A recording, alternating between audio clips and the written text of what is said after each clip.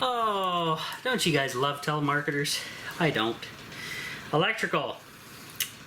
AC, 120 volt, or 120 volt at 50 or 60 hertz, or 12 or 24 volt DC, which is direct current for solar. Very important. Performance, temperature range, minus 7 degrees Fahrenheit to plus 50 degrees Fahrenheit. Insulation type, polyurethane. Additional, UL certified. Interior light LED. USB port, 5 volt at 2 amp. Bluetooth and Wi-Fi compatibility, yes. That's pretty much it for the box. You could have bought bigger ones, but yeah, they get a little pricey, guys. This one was pricey enough, but 5-year warranty sounds good to me. Really good to me. If it was a 1-year warranty, I'd be questioning everything a little bit more carefully. So, it is now 85.3 Fahrenheit inside at 63% humidity, and Rob is hot and unhappy. It's 91.8 outside with 51% humidity outside. Woo! But there is a strong breeze, so it's not too shabby because the storm's incoming. About 4 o'clock we're supposed to get it. It is 1:30. They're expecting tornadoes and the whole 9 yards. Hail. Hopefully the tiny house survives. 28.9 Celsius inside the tiny house with 63% humidity. Yes, hot. If it was not for these fans, it would be a hellhole in the tiny house. I'm telling you right now, guys. 12 volt fans on Wish, on Amazon.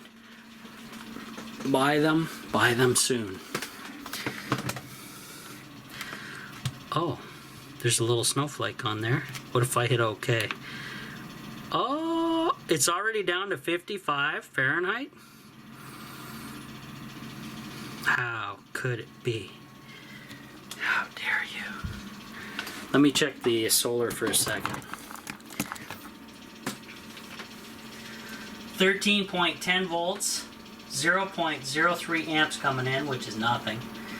It says it's January the 15th. No, definitely not. Guess I didn't set the time up on that thing. I shut this guy down, by the way, guys. So the PWM shut off at the wind turbine. The solar shut off at the wind turbine. This is shut off because I need Stu's expertise how to get my wind turbine to feed these lithium batteries, if at all possible. I don't know. I really don't. 52 Fahrenheit now. Oh, it just showed it. 52 Fahrenheit, it just dropped. Holy Christ, is it that quick? Unbelievable. Pretty amazed so far at everything. So this is a huge game changer for the off-grid tiny house, guys. Off the grid deep freezer. Now, mind you, it's not that big, but it's only for me, so decent enough. And I mostly use a fridge for getting cold drinks. I don't drink beer, so there's no beer in there. And making ice. So I do a lot of drinking ice water all the time. Love that. A nice cold Coke once in a while, of course, as a treat for sure. And other than that, I can freeze veggies and keep everything else cool. Bonus.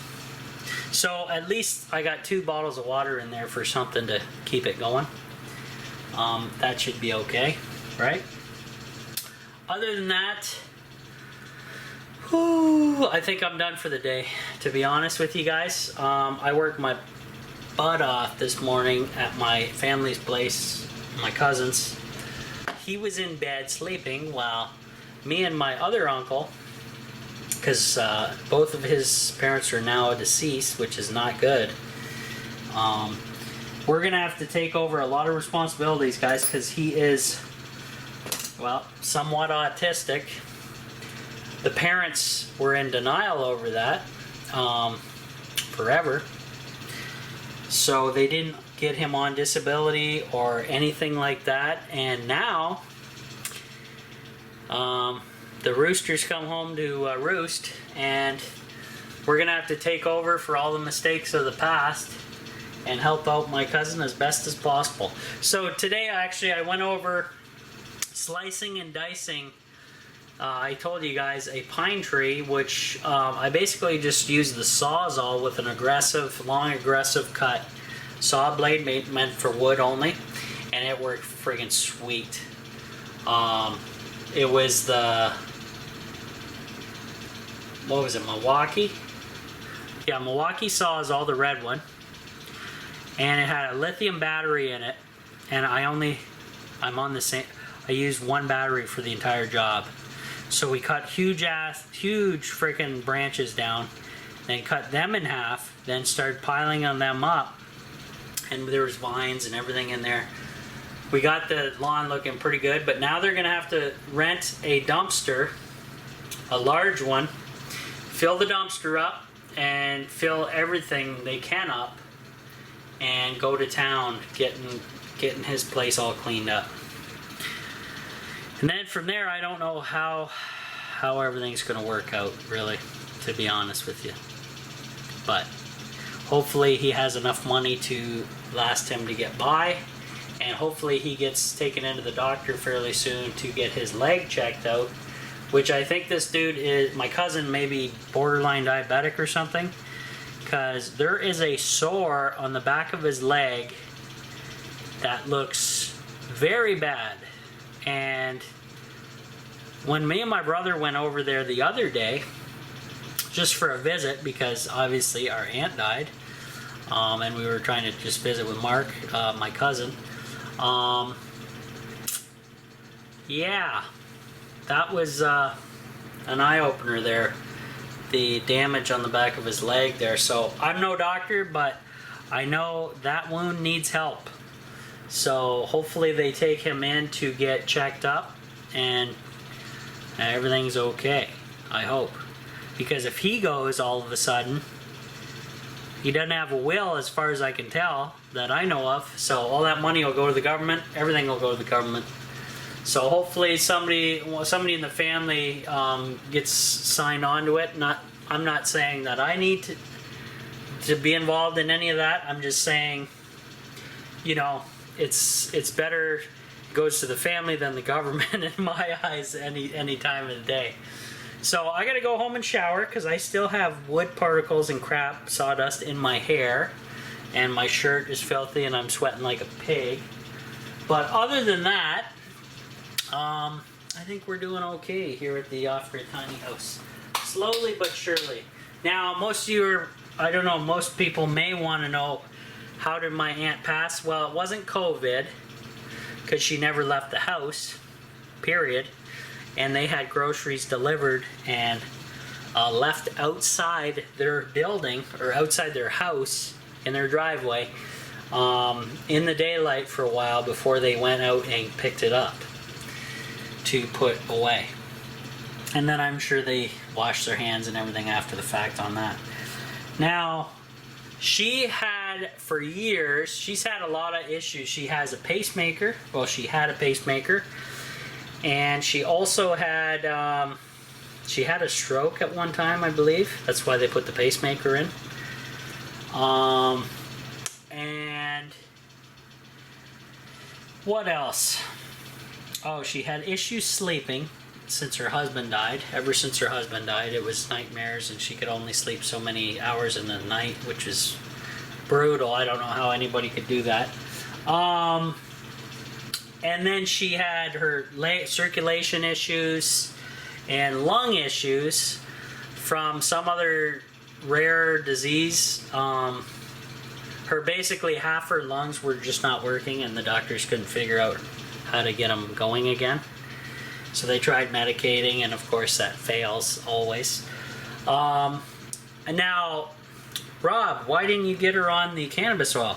Oh, believe me, I tried. And you know what?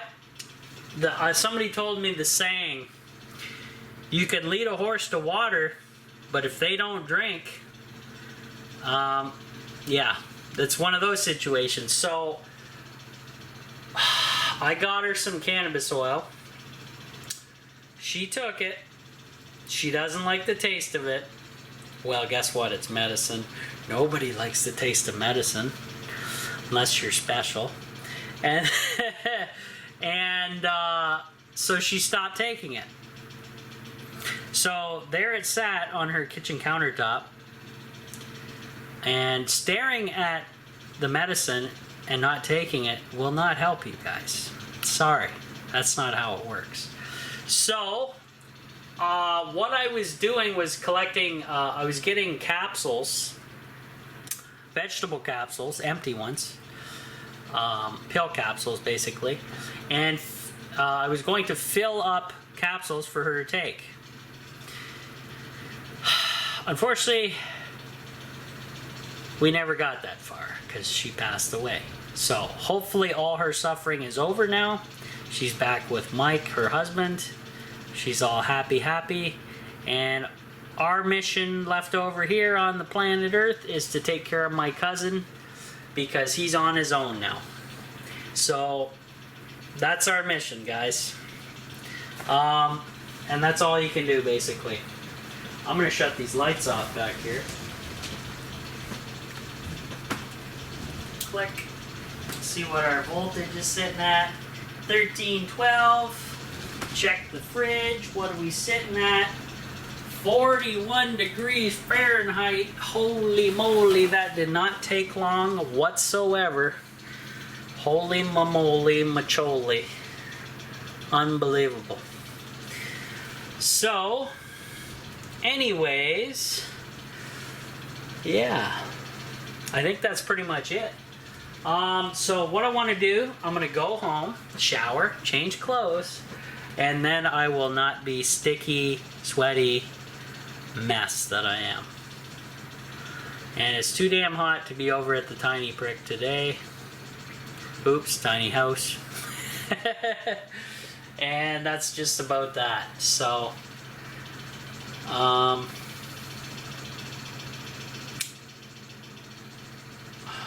now, one thing I want to be very wary of is running this fridge when I'm not here for the first time. I know it doesn't use a lot of power, but I'm overdue for staying over here again and need to find out what's all happening overnight. Hold on.